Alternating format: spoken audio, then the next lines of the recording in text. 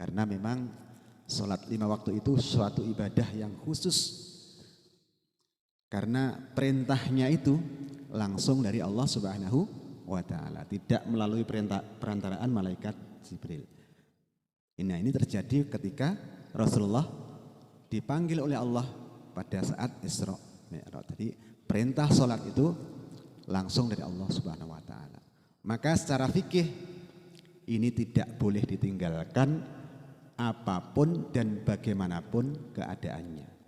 Maka di dalam ilmu fikih disebutkan apabila dalam keadaan sakit maka sholat sambil duduk, atau kalau tidak kuat sambil berbaring, atau kalau sudah parah sekali sambil isyarat. Nah, itu menggambarkan bahwa betul-betul sholat itu tidak boleh ditinggalkan. Dalam perjalanan kita merasa sulit sholat, jangan ditinggalkan karena ada rukhsah atau keringanan, yaitu untuk mengqashar sholat atau menjamak sholat.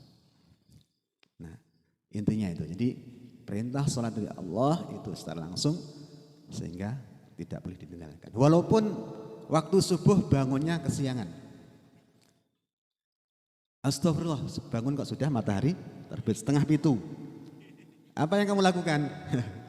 Rasa sholat. Tidak boleh ya. Harus langsung wudu juga terus sholat. Karena itu ada riwayatnya. Jadi suatu hari Rasulullah mengadakan perjalanan bersama sahabat, dan di tengah perjalanan itu kemalaman, sehingga rombongan itu beristirahat. Nah, di situ semuanya sudah istirahat, tinggal Rasulullah dan Bilal bin Rabah. Nah, Bilal ini melihat Rasulullah kenapa kok jalan-jalan terus, kok tidak istirahat.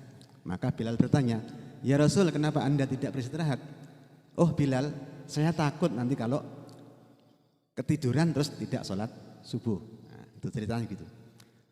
"Ya Rasulullah, panjenengan istirahat, saya saja yang berjaga, nanti kalau sudah waktunya subuh jenengan saya bangunkan." Tetapi ternyata Bilal juga ketiduran, jadi kabeh turu. Akhirnya Rasulullah bangun dan itu matahari sudah terbit. Berarti sekitar jam berapa ya? Sudah meledak itu 6:30.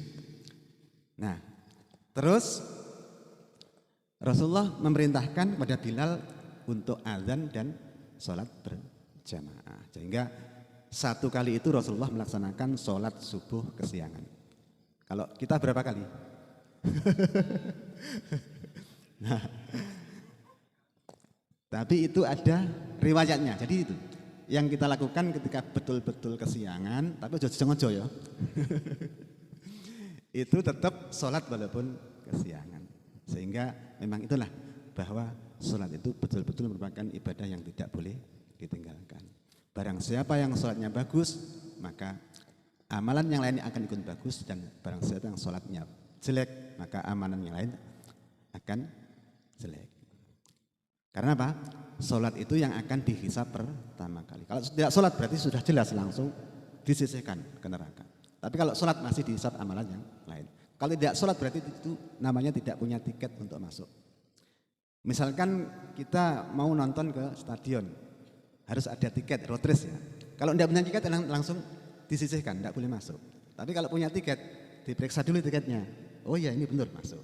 Sama, kalau orang tidak sholat, ya tidak punya tiket, langsung waktu di akhirat langsung disisihkan karena tidak punya tiket. Tapi kalau punya tiket, lihat dulu, oh iya ini sholat. Sehingga amal yang lain akan dihisab. Nah, itulah supaya kita perhatikan dengan adanya jamaah salawat ini, semoga kita senantiasa mendapat hidayah sehingga terutama sekali ibadah salat kita akan meningkat. Kalau salatnya belum bisa khusyuk, mudah-mudahan bisa menjadi khusyuk. Allahumma amin ya rabbal alamin. Saya kira itu sedikit yang saya sampaikan, semoga bisa menjadi tambahan ilmu. Ada kurang lebihnya mohon maaf. Wallahul muwaffiq ila aqwamit thoriq. Wassalamualaikum warahmatullahi wabarakatuh.